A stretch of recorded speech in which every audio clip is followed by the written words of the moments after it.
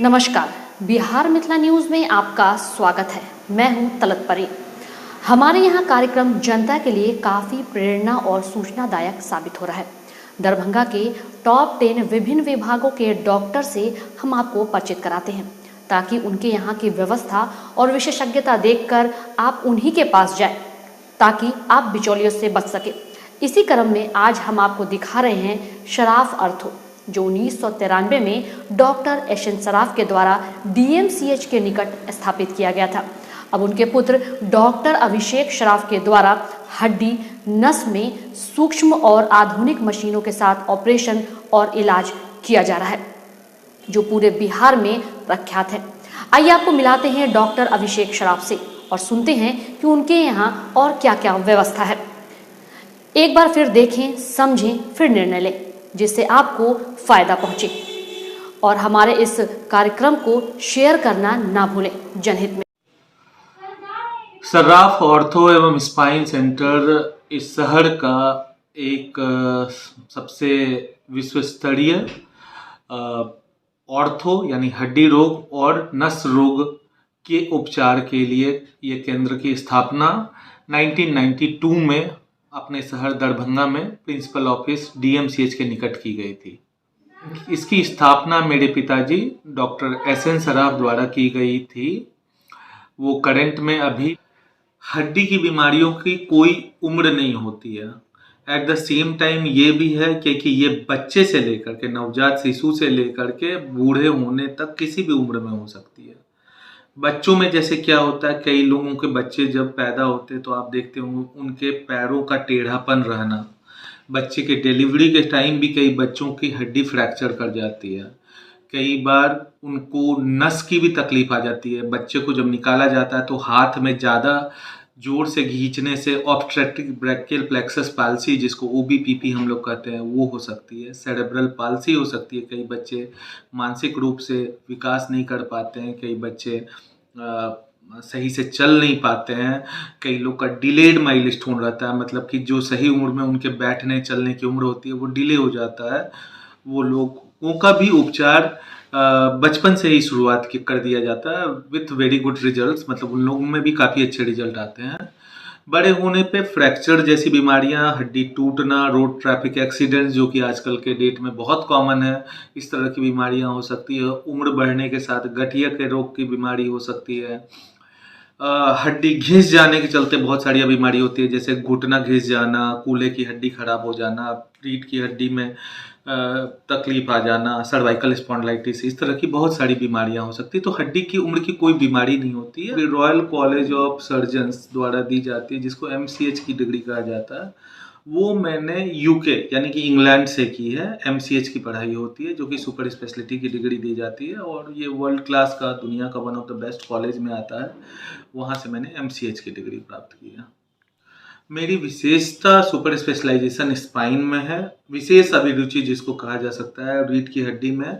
क्योंकि मैं जब यहाँ आया था तो मैं देखा था कि बाकी चीज़ें थोड़ी बहुत हो भी रही थी, लेकिन रीढ़ की हड्डी को लेकर के बहुत तरह की भ्रांतियाँ थी। सब लोगों को लगता था रीढ़ की हड्डी का इलाज संभव ही नहीं है और रीढ़ की हड्डी को ऑपरेट करने से लकवा आ जाता है।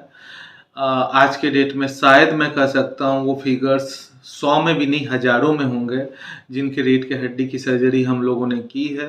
और कई सारे ऐसे मरीज भी हैं जो लकवा लेकर के आए थे, जो आज के डेट में चल फिर रहे हैं, कमा रहे हैं, उनकी शादियाँ हुई हैं, बच्चे हुए हैं, वो लोग दिल्ली बॉम्बे में काम कर रहे हैं।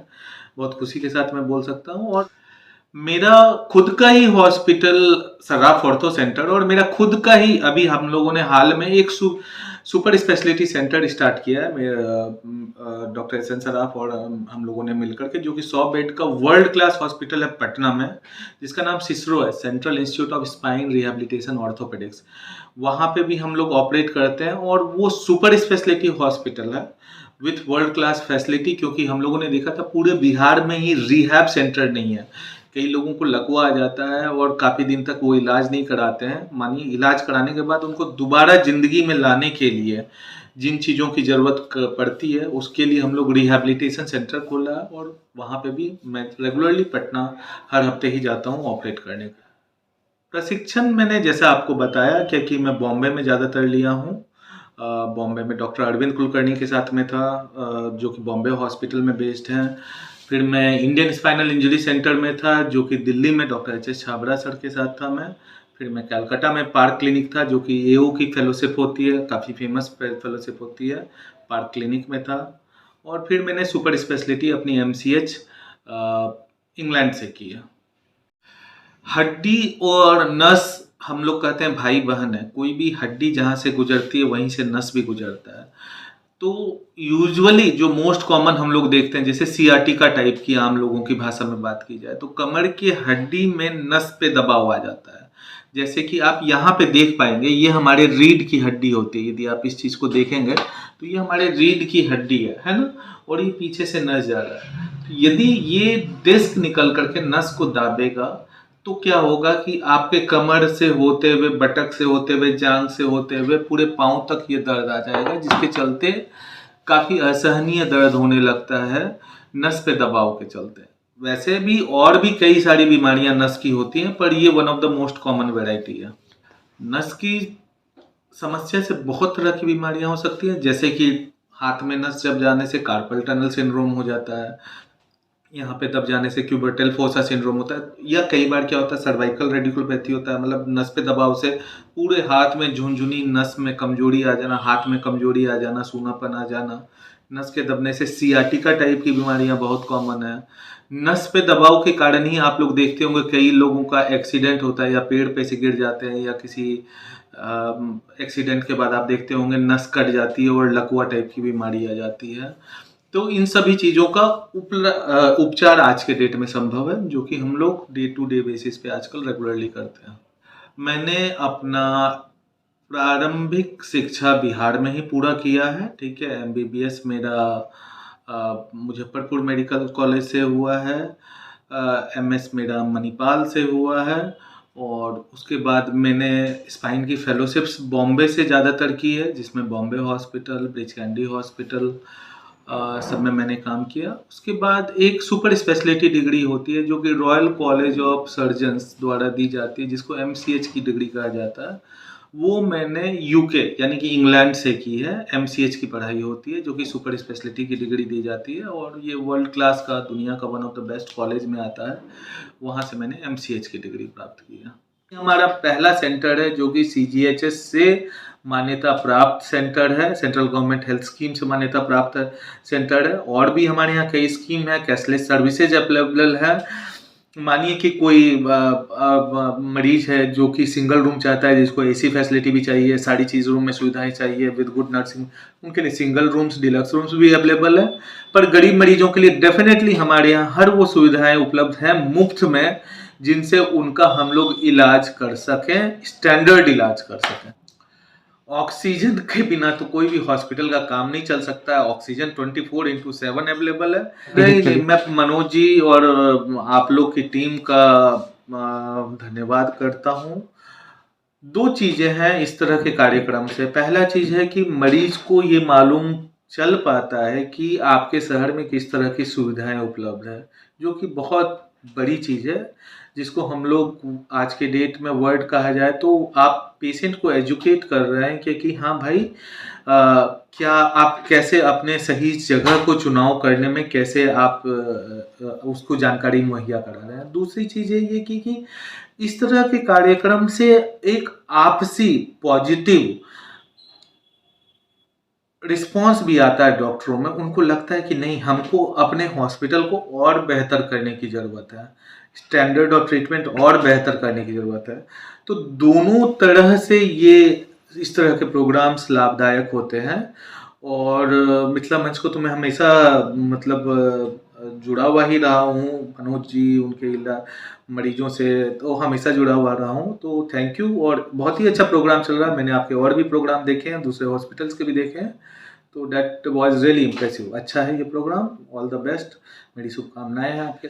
मरीजों के लिए हमारे यहाँ इन हाउस सारी चीज़ें हैं। सपोज कीजिए कोई पेशेंट है जिसका पैर मचक जाता है सीढ़ी से उतरते वक्त, वहाँ से ले करके कोई मेजर एक्सीडेंट हो जाता है, मानिए रेलवे एक्सीडेंट होता है या बस एक्सीडेंट होता है, और उसके बाद पेशेंट बेहोश है, तो हमारे यहाँ सारी चीज़ें, चाहे वो आईसीयू की सुविधा हो, चाहे वो एम्बुलेंस की सुविधा हो, चाहे इन हाउस एक्सरे हो, चाहे इन हाउस पैथोलॉजी हो, चाहे फार्मेसी हो, 24/7 सर्विसेज हैं। हर समय डॉक्टर की उपलब्धता यहाँ पे अवेलेबल है और वर्ल्ड क्लास ऑपरेशन थिएटर्स हैं, सिंगल रूम्स हैं, जनरल वार्ड हम लोग काफ़ी सस्ते कर रखे हैं, सिंगल रूम्स हम लोग के काफ़ी सस्ते हैं। तो उपलब्ध सुविधाएं तो सारी हैं जो एक अस्पताल में रहनी चाहिए। यहाँ मोर देन 70 स्टाफ्स अभी काम कर रहे हैं और नर्सिंग और सारी चीज़ें मिला करके मैं बात कर रहा हूँ। और डॉक्टर्स मेरे यहाँ, मैं हूँ, डॉक्टर एस.एन. सराफ हैं, डॉक्टर प्रियंका भारती हैं, डॉक्टर एनेस्थीसिया में 3 डॉक्टर हमारे यहाँ अवेलेबल है, सर्जन अवेलेबल हैं, फिजिशियन अवेलेबल हैं। तो ये सारे ब्रांच अवेलेबल हैं, पर हमारे यहाँ वही सारे ब्रांचेज अवेलेबल हैं जो सर्जरी से रिलेटेड है। मेरे यहाँ कोई दम्मा का मरीज जाएगा या मेडिसिन का मरीज जाएगा, उसके लिए उपचार की सुविधाएं कम है, पर हाँ हड्डी नस से रिलेटेड कोई भी सुविधा उपलब्ध अपने यहाँ है कि हम लोगों को गरीब मरीजों से ना के बराबर पैसा लेना पड़े या ना लेना पड़े या कम से कम लेना पड़े। इन तीनों में अंतर ये है कि आपके पास आयुष्मान कार्ड है तो आपका फ्री में इलाज हो जाएगा, जो कि गवर्नमेंट ऑफ इंडिया की स्कीम है। यदि आप सेंट्रल गवर्नमेंट हेल्थ के वर्कर हैं तो आपका फ्री में इलाज हो जाएगा। यदि आप कोई भी मिलिट्री सर्विसेज से जुड़े हुए हैं, आप और आपका परिवार है, तो उनका फ्री में इलाज हो जाएगा। यदि आप गवर्नमेंट की कई सारी स्कीम है, अंबेडकर योजना जैसे है, तो शेड्यूल क्लास के मरीजों के लिए विशेष सुविधाएं मेरे यहाँ उपलब्ध है। ये सब सुविधाएं कम लोगों को मालूम है कि इन सबों का फ्री में या ना के बराबर पैसे में इलाज उपलब्ध है। लेकिन मुझे बताते हुए गर्व हो रहा है कि नॉर्थ इंडिया में शायद ही हमारा पहला सेंटर है जो कि CGHS से मान्यता प्राप्त सेंटर है, सेंट्रल गवर्नमेंट हेल्थ स्कीम से मान्यता प्राप्त सेंटर है। और भी हमारे यहाँ कई स्कीम है, कैशलेस सर्विस